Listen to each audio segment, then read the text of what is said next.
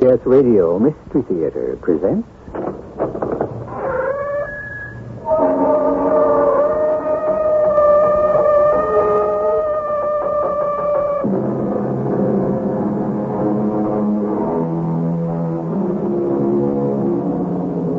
Come in.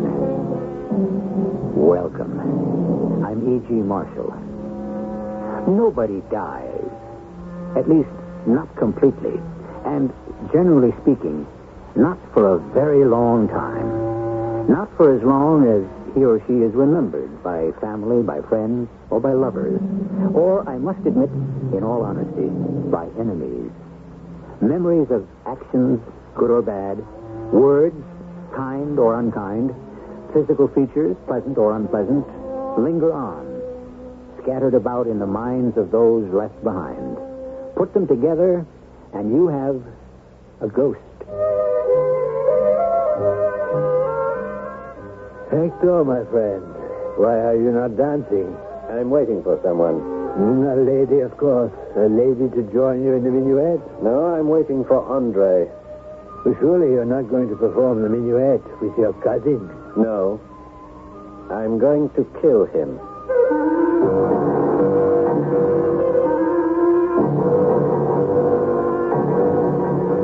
Our mystery drama, The Alien Guest, was written especially for the Mystery Theater by Elspeth Eric and stars Paul Hecht. It is sponsored in part by Contact, the 12-hour cold capsule. I'll be back shortly with Act One.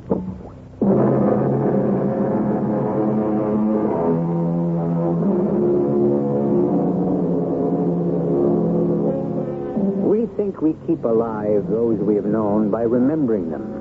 But this sort of thing can be carried too far. If our memories continue too sharp, too full of feeling, and if they linger too long, why then we are in peril of becoming ghosts ourselves. Listen now to the story we have chosen to call The Alien Guest. Oh, there you are, Hector. I've been looking for you. Have you? They're performing a minuet in the ballroom. Are they indeed? So, what are you doing sulking by yourself in the foyer? I'm waiting for someone, Maurice. Oh, of course, a lady. A lady to join you in the minuet. No, I'm waiting for Andre. Surely you're not going to dance the minuet with your cousin? Hardly. Well, then, why in the name of heaven would you... Oh, there he is. And with that, I left just like that. She's with her. Well, they're seen together all the time, didn't you know? Hector. Hector, what in the world are you... Scoundrel! Villain! Hector, Blackguard! my dear cousin. Take that! You know what this calls for, cousin Hector? Yes, of course I know. Where? Across the river, behind the church of Saint-Germain-des-Prés. At dawn? At dawn. Come, my dear. Till the morning breaks, Hector. Till then, cousin. Hector, had I known what you meant to do... I had to do it. Did you have to strike him so hard? Yes. As he passed by me on his way back to the ballroom, I could see the angry red mark of your hand. He deserved it. It will be a while before the marks of your fingers fade. I devoutly hope so.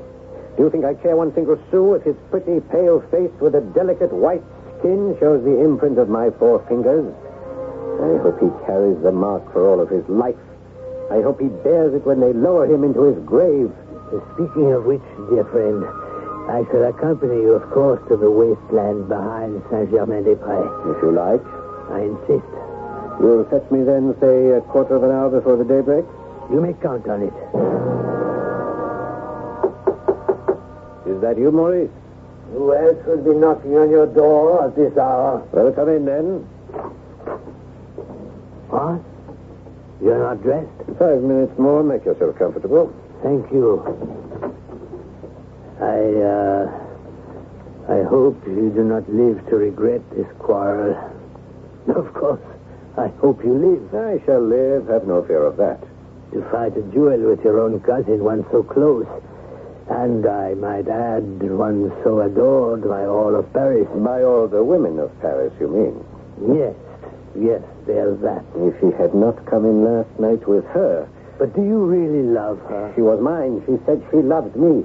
She said she belonged to me. Of course, she's very pretty. Oh, she's beautiful. She belonged to me. Why could he not have chosen another?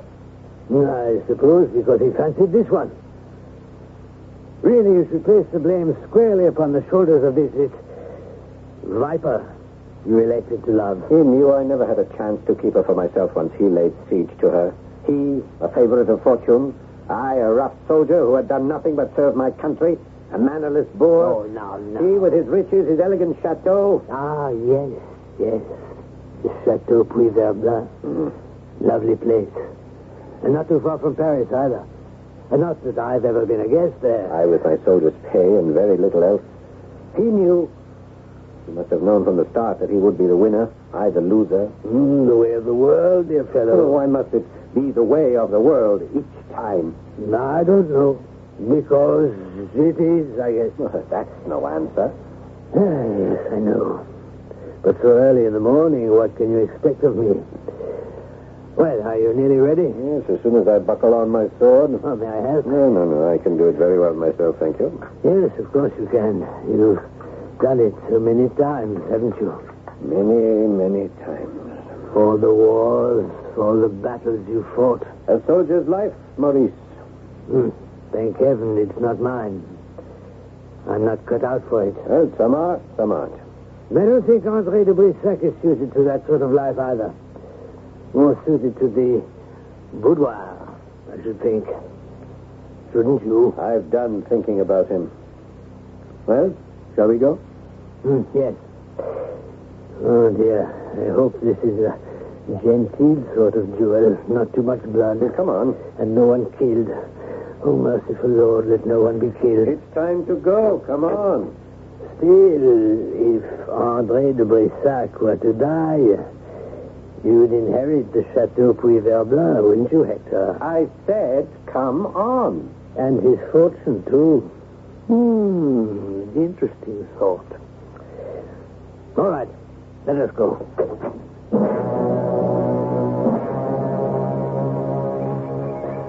About the chateau, Maurice. Ah, yes, the lovely Chateau Puy-Verblanc. You know, I've heard you can see the towers of Notre Dame from its windows. I don't envy him his chateau. And you can see the Seine, too. Must be marvelous. I don't want his money either. Of course not. Did you think I was insinuating any such thing? Well, it sounded like it. No, I had no such thought. I want only to be revenged for a callous outrage. Of course. Still, it's a lovely chateau. And he is your only living relative, and there is all that money. Who knows? Only speculating, you understand. There's the church. Oh, yes, there it is. I don't suppose you'd like to step inside, would you? What for? To offer up a few prayers, perhaps. For what? Oh, I don't know. Happy outcome to this dismal day. We have time, you know. The eastern sun has not yet put in an appearance. You're sure you won't step inside the church? Oh, yes, I'm sure. André has not yet arrived. As far as I can see in the pre-dawn light. He'll be here. Oh, I've no doubt. He's a man of honor, if nothing else. After all, he's your cousin. Here he comes now. And here comes the sun. Oh, what a happy meeting. Hector, look. The mark of your hand is still on his face. Bright red. You must have raised welts when you struck him. Look there. The sun shining on his cheek dyes the mark even deeper. It will be a good long time before that red mark disappears. Now, Gareth, when I drop the kerchief, gentlemen, you will commence. Understood?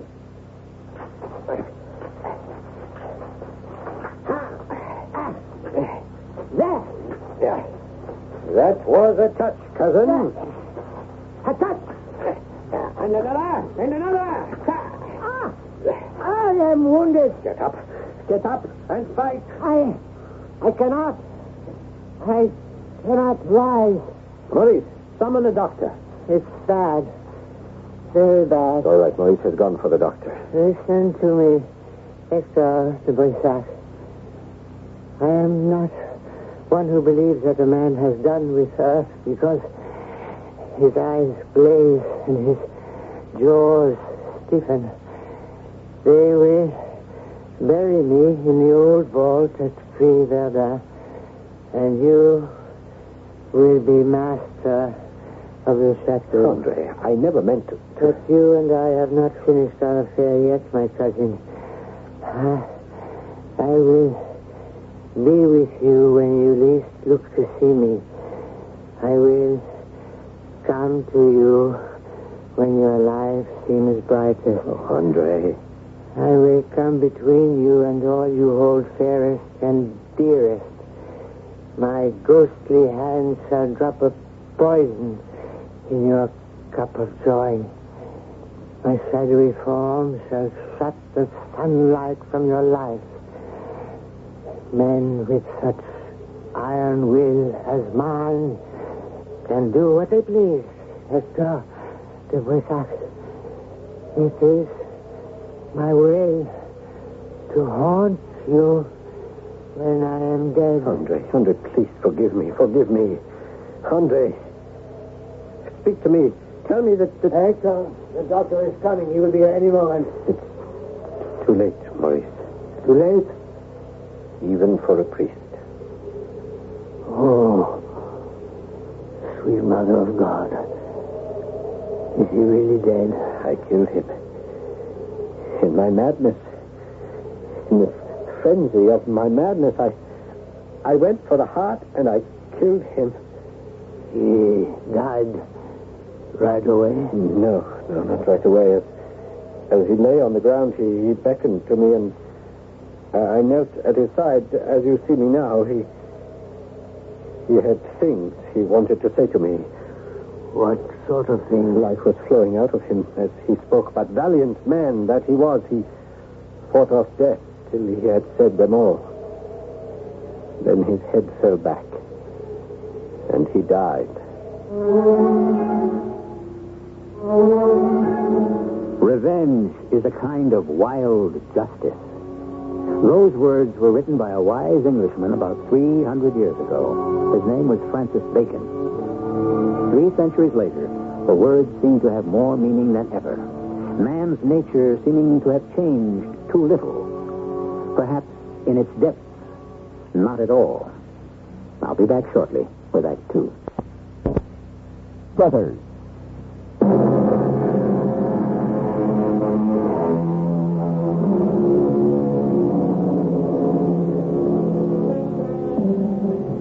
Let me say a few more words about revenge. Not my words, but those of England's greatest 17th century poet, John Milton. Revenge, at first thought sweet, bitter ere long, back on itself recoils. Hector de Boissac has killed his cousin in revenge for having stolen a woman away from him. It is not likely that he ever read Milton's words, or if he did, mastered by his own violent and passionate desire, disregarded them. Ah, but it's beautiful, Hector. Exquisite. The landscaping, the gardens, and the chateau itself. It's true, it's quite true. You can see Notre Dame from here. And the mists rising from the river. Oh, you fortunate man. Let's go inside. If we must. You haven't seen all the rooms. What, you mean there are more? Oh, by all means, let's see them all. I can scarcely wait. It's heartening to see your enthusiasm. But, my dear Hector, where is your enthusiasm? I would have thought it would be even greater than mine. After all, this is all yours. It belongs to you. You are no longer a rough soldier. You are a gentleman of property and wealth. Tell me, when do the other guests arrive? You are my only guest. Surely you jest. My first Oh, that's all very flattering. and my last. Oh, come now. I mean it. I've become too depressed to endure company. Oh, Hector. Oh, after I killed my cousin... No. You put it too strongly. It was a duel. No matter. Killing is killing. I've killed many men on the battlefield. And Andre had done me a crueler wrong than any of those I fought against. That's true. True. Friends advised me to cross the frontier. You yourself said I should, Maurice. To avoid any possible consequence. But I chose to remain here. Andre is buried here, you know.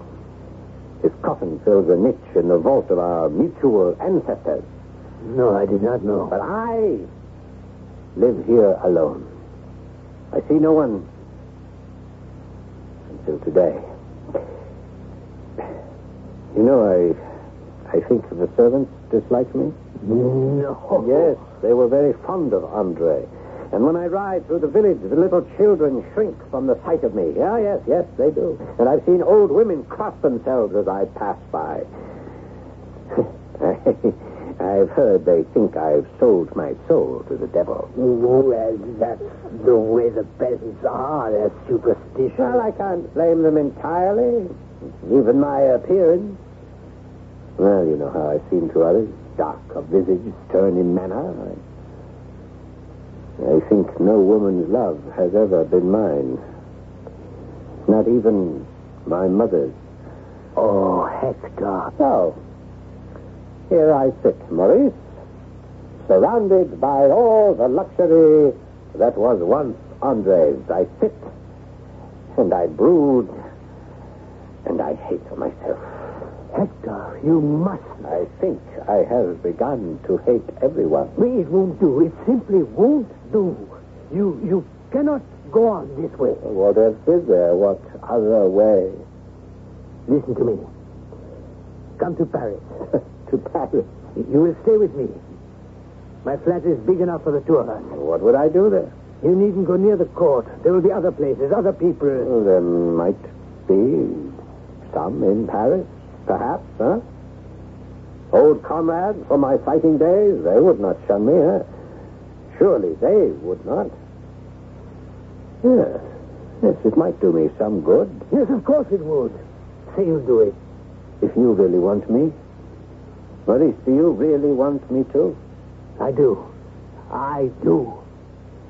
Then I'll come.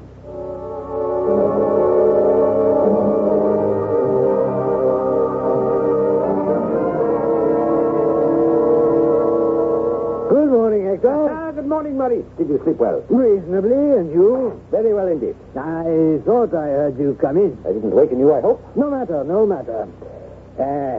It was rather late, wasn't it? 2, 3 o'clock? Yes, something like that. Paris has gone to your head, I'm beginning to think. Well, if it has, it's done nothing but good. Yes, I can sense that. I can even see it. Hector, you are starting to look, well, almost handsome. Oh, no, you go too far. You were most generous, Maurice, and I thank you from the bottom of my heart. I am in your debt for always. Believe me, good friend.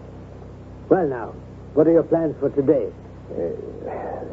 Maurice, you never knew any of my old comrades at arms, did you?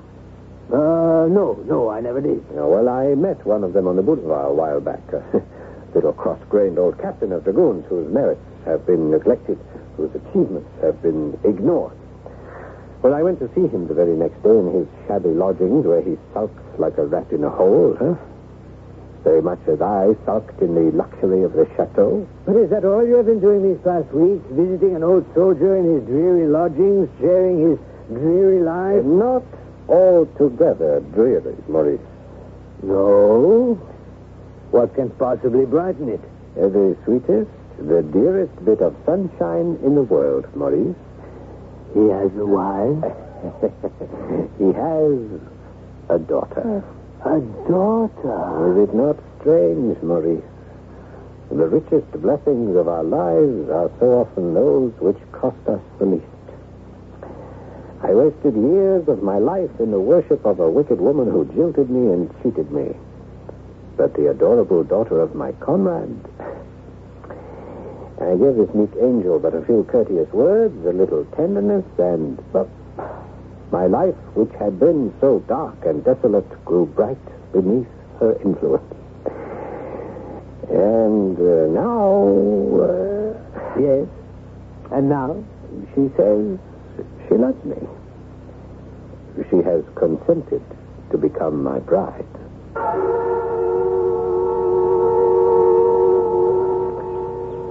And the gardener will espalier some pear trees against that wall, Maurice. I never thought Louis Verdun could be improved upon, but you are finding ways, Hector. No, it was Eveline's idea, not mine. All the good ideas are hers. All goodness comes from my little sunshine. All love, all tenderness, all nurturing, all comes from her. And it comes to me, Maurice, straight to me from her sweet, loving heart. Imagine, to me. You are happy, my friend. And lucky. I never thought to be so lucky, so happy. But it happened, and I am. And, Eveline? She likes the life here? Oh, she loves it. She makes me love it. She drifts about the grounds like a child admitted into fairyland. She's off somewhere now, picking flowers for our dinner table. Apropos dinner, shall we go inside for an aperitif? Oh, by all means. After you, my good friend. You, my best friend and my first guest. I should say, our first guest.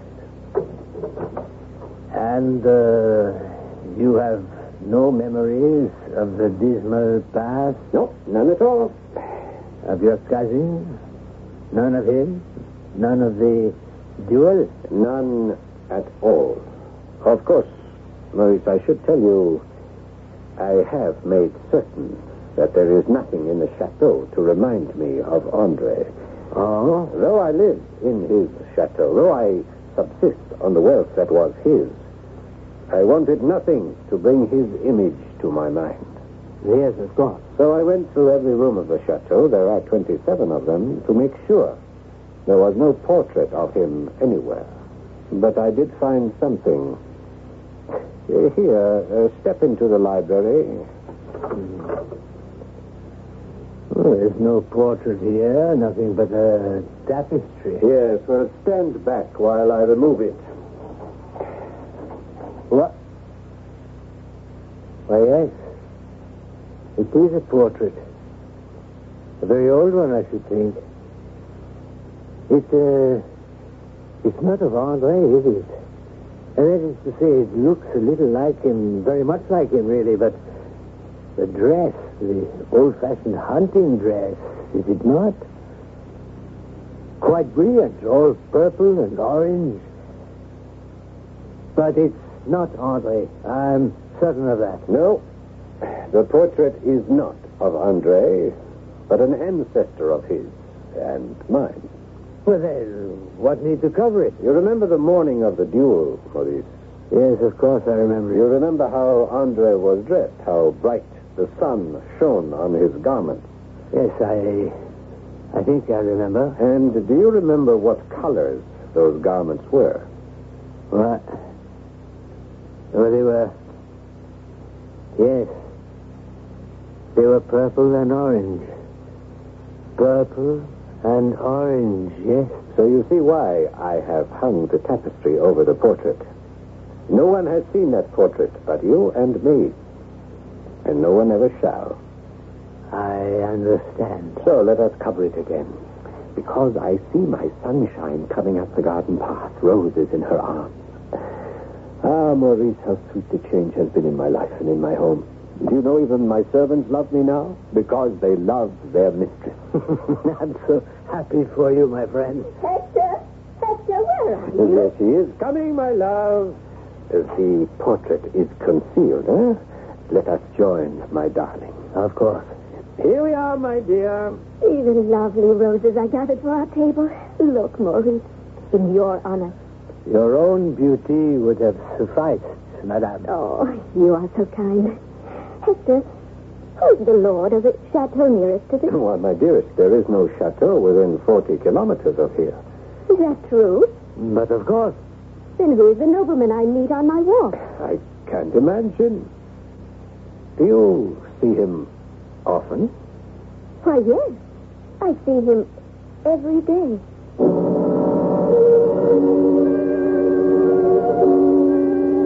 As the halcyon days come to an end, a dark cloud passed over the bright sun. Has the face of evil peered through the window? Does threatening thunder roar from the skies? Do the chill winds start to blow? In other words, dear and gentle listeners, is the honeymoon over? I'll be back shortly with Act 3. I like pickles, but they don't like me. I like pizza, but it doesn't like me. Digel's special combination of antacid and anti-gas ingredients gives you fast, gentle relief from acid indigestion, heartburn, and gas in just minutes. I like hot dogs, but they don't like me. For occasional use, only as directed. Take your contact, take it now. Give your code to contact. I'm going to change your mind about nighttime cold medicine. You see, of all major medicines, only one works up to 12 hours against the cloggy virus symptoms that keep you awake. Only Contact. One capsule's release stays with you all through a long night's sleep, no matter what cold virus attacks. Only Contact. Give your code to contact. Take only as directed. You need long-distance information. Get the tape that measures long distances. The Master Mechanic 100-foot tape from True Value hardware stores. The 3/8 inch wide, epoxy-coated wide tape is graduated in feet, inches, and length. And it comes in a rugged steel case for just $10.95. Or for shorter measuring jobs, choose the 3/4 inch, 12-foot power return tape for just $5 1/4 at True Value hardware stores. It features a positive toggle blade lock, epoxy-coated yellow blade, and durable chrome cyclonic case. All Master Mechanic tools and accessories are backed by a lifetime customer satisfaction policy, ensuring good performance or a free immediate replacement. And they're sold only at participating True Value hardware stores and home centers. There's one near you, True Value Hardware. True Value Hardware is more than just a name. It's a way of doing business that is True Value.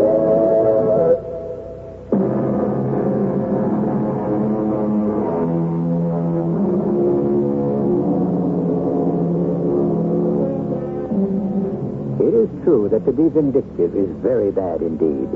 To hold grudges, to strike back when one has been injured, there's no doubt about it. It's deplorable. Still, how truly Lord Byron wrote, "Revenge is sweet."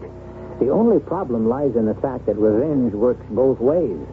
Vengeance boomerangs. Who knocks? It is I, Maurice. Hector de Brissac. Hector.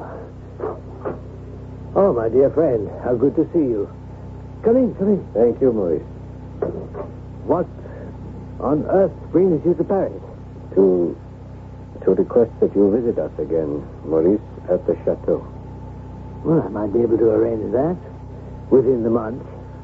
But why do you want me there? Maurice, do you remember when you were with us before, Eveline came in from a walk, roses in her arms? Oh, yes, herself as lovely as the roses she held. Yes, I remember. And she asked what nobleman lived nearby. And you said there was no estate within 40 kilometers. Yes, and she said she saw him each day. Well, I let the matter drop at that point, not to embroil you in it, but later I questioned her further. This nobleman you mentioned when Maurice was here, whom you think you see every day.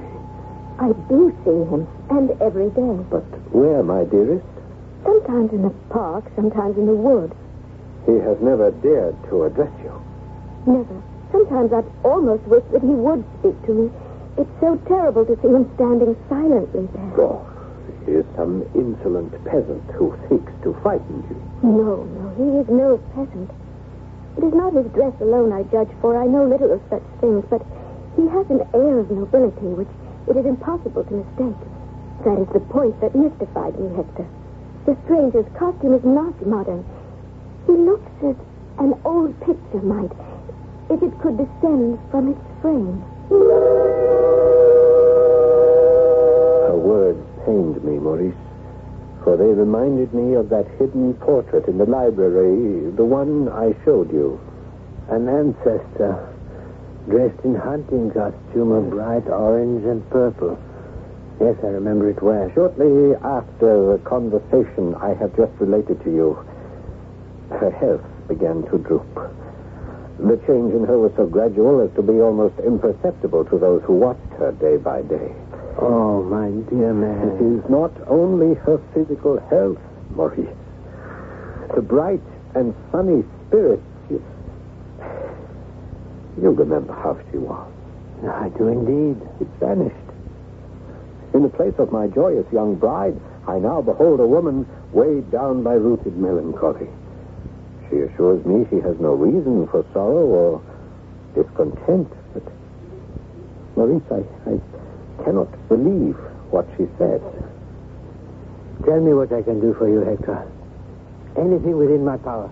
If you are acquainted with the court physician, I know him, yes. if you could persuade him to come to the chateau. I can. I will. And if you could arrange to come with him, I can. you will earn my undying gratitude, Maurice. But I tell you truly, I believe my darling wife is going mad. 1,000 thanks, Doctor, from my heart. What did the doctor tell you, Hector? He says it is possible that Eveline was affected by one lone delusion. That she sees the nobleman dressed in orange and purple. He said she described this nobleman with a perfect minuteness.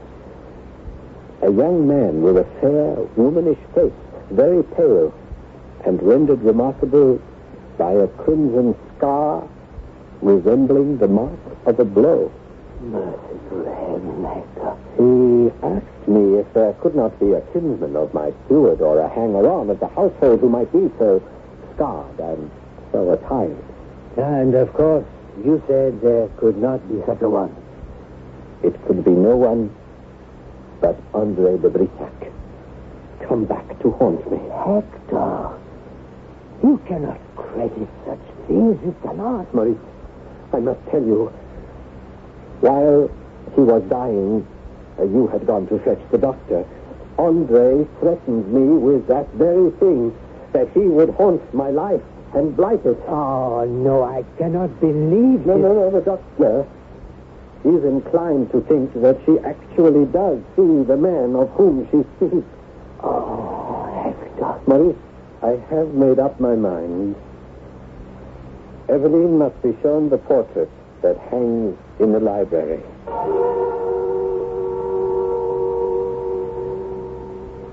Are you feeling well enough, my sweetheart, to undertake this small adventure? To our own library, Hector. There is something here I want you to see. But I have seen everything before. Not quite, my beloved. What else can there possibly be? Eveline, behind this tapestry is a portrait. A portrait? Why have you concealed it? To shut out bitter memories. Memories of what? What memories could you have that would make you bitter? Memories of something that happened long before you came into my life. And what has the portrait to do with me? Nothing. I hope and pray. Still, for the sake of your health, for the sake of my happiness, and the two are fatally intertwined, I must show you the portrait. Stand there, my darling, while I remove the tapestry. There. What do you see? Dear Heavenly Father. You are trembling, you are shaking like a leaf. Let me put my arms about you. Let me hold you. No. Let me look. Oh, Hector, this is witchcraft. There's in the portrait the color, the orange and the purple. Those are the colors he wears. That's the man I meet on my walk. That's the face. The face. Yes, the face. What of the face? The face is not his. Tell me, if you can, describe to me the face of the stranger. Is it one at all familiar to you? No. It is not a face I have ever seen before. A young face. Pale. Quite pale. His skin skin is white and very delicate. I see it distinctly in my mind at this very instant. How white it is, how delicate. Because across one cheek is a red scar. A bright red scar. The mark of all fingers of her hand. You were good to visit us again, Maurice. Your request was so urgent, Hector, I could not deny it. After that confrontation in the library, when I showed Eveline the portrait, do you know, I asked her to describe the man of her delusion, and she described to the last detail the face of my cousin, line for line. And most vividly of all, she described the cruel mark upon his face, the mark of a fierce blow from an open hand. Maurice, I knew then that Andre de Brissac had fulfilled his vow. In vain I watched her. In vain I tried to soothe her. Till at last... Yes, Hector. Tell me, my friend. She said to me, I remember her very words because they struck a chill to my heart, from which I shall never recover, never. What did she say? She said, he will not let me be at peace. He comes between us, Hector. He is standing between us now. I can see his pale face with a red mark upon it plainer than I see yours. Oh, my poor Hector.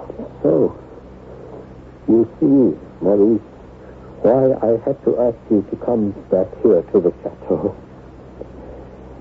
I cannot bear this burden alone. You should not be made to. You will stay on? For as long as you need me. Tell me, how is Eveline now? She has taken to her bed. There she stays. For all I know, he visits her there. What? Has she said so? No. But how can I know?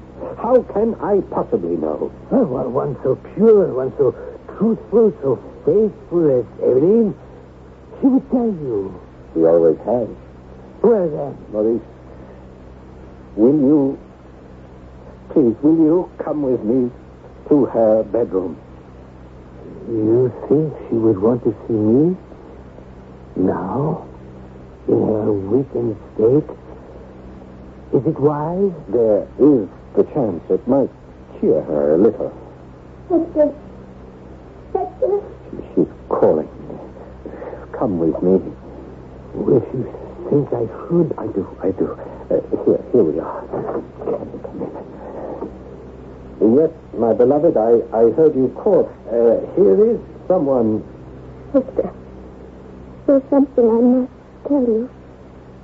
Now, I am the worst, the vilest of women. I have confessed to my director. From the first, I have not hidden my sin from heaven. But death is now near me, and before I die, I would reveal my sin to you. What sin could you possibly have committed, my sweet one? When first the stranger came to me, his presence bewildered and distressed me, and I shrank from him as from something strange and terrible. He came again and again, and I found myself thinking of him and watching for his coming. His image haunted me perpetually. I strove in vain to shut his face from my mind. Oh, Hector. Tell me if you will, for I deserve no mercy at your hand. What are you saying? I can't count the hours that must elapse before his appearance. To take no pleasure save in the sight of that pale face with the red brand upon it. He plucked all old familiar joys out of my life and left me but one unholy pleasure, the delight of his presence. For an entire year I have lived only to see him. Now, curse me, Hector, for this is my sin. Whether it's the work of witchcraft or comes from the baseness of my own heart, I know not. I only know that I have striven against this wickedness and sin. Oh, my love, you have had no part in this. The fault was mine. All mine. Yes. Where, my love? Where is he? Standing there at the foot of my bed. He's moving closer to my bedside. Yes, he is here now. Close to me. Close. So close. Oh, no. No.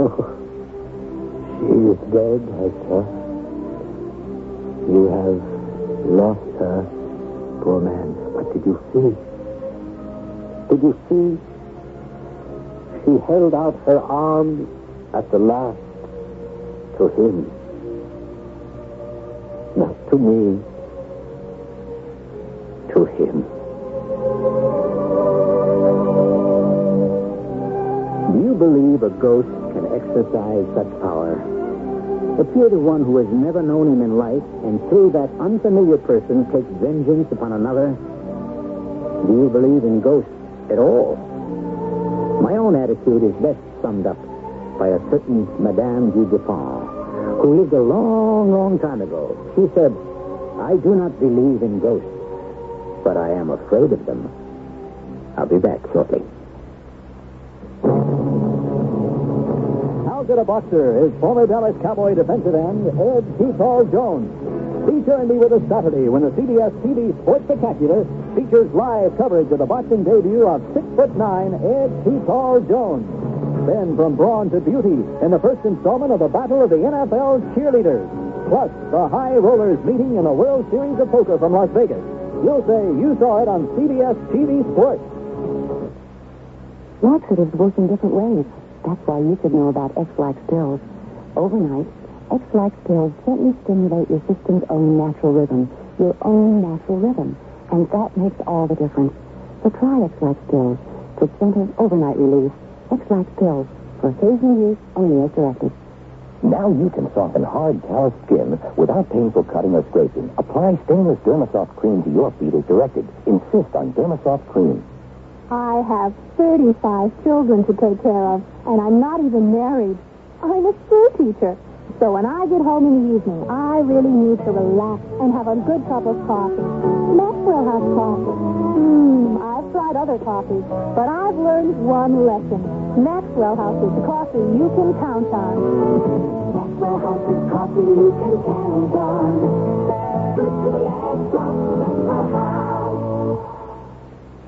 When you see her, you walk on by. You don't know him, you won't even try. I'm Della Reese. People with epilepsy are sometimes misunderstood, but epilepsy can happen to anyone. Get the facts. Contact your local chapter of the Epilepsy Foundation of America or write Epilepsy, Washington 20036. They don't want you to hold their hand. They just need you to understand.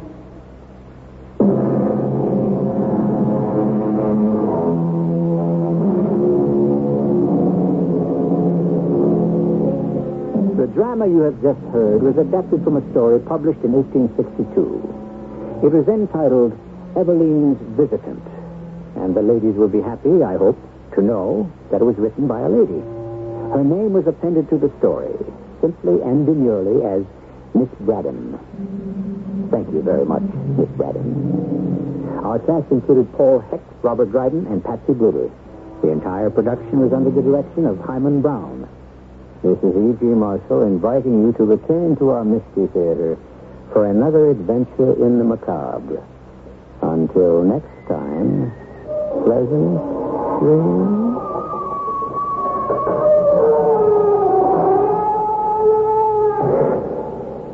Polk Brothers' famous warehouse sale is now the all-store warehouse sale.